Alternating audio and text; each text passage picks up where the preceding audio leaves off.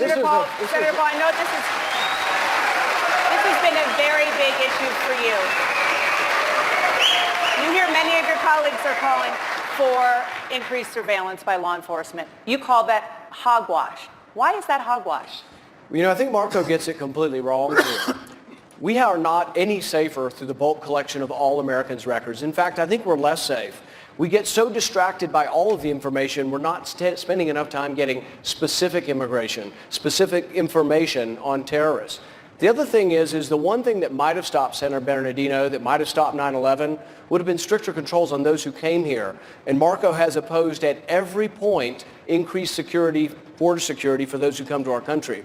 On his Gang of Eight bill, he would have liberalized immigration, but he did not, and he steadfastly opposed any new border security requirements for refugees or students.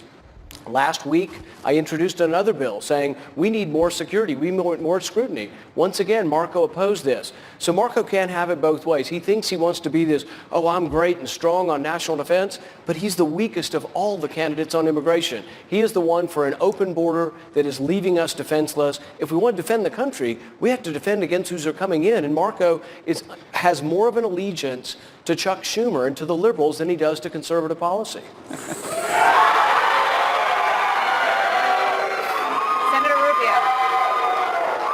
I want to thank Rand for another 30 seconds because, number one, what he's pointing to is a bill last week, an amendment he voted for that only 10 people voted for. You know why? Because it's not focused on terrorists. It would have banned anyone from coming here. Someone from Taiwan would not have been able to come here as a tourist. Number two, this program, this metadata program, is actually more strict than what a regular law enforcement agency has now. If a regular law enforcement agency wants your phone records, all they have to do is issue a subpoena. But now the intelligence agency is not able to quickly gather records and look at them to see who these terrorists are calling. And the terrorist that attacked us in San Bernardino was an American citizen, born and raised in this country. And I bet you we wish we would have had access to 5 years of his records so we could see who he was working with. Governor Christie, you have heard... Governor Christie, I'll come to you in a minute. Since that was mentioned in the question, can I respond? Go ahead, please. Marco still misunderstands the immigration issue. What I put forward was an amendment that would have temporarily halted immigration from high-risk terrorist countries, but it would have started it up, but I want them to go through global entry, which is a program where we do background checks.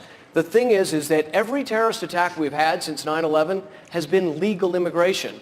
Marco wants to expand that. I want more rules, more scrutiny, and to defend the country, you have to defend the border. Senator, we're going to talk about immigration in a while. But Governor Christie, don't I get another 30 seconds? He mentioned me again.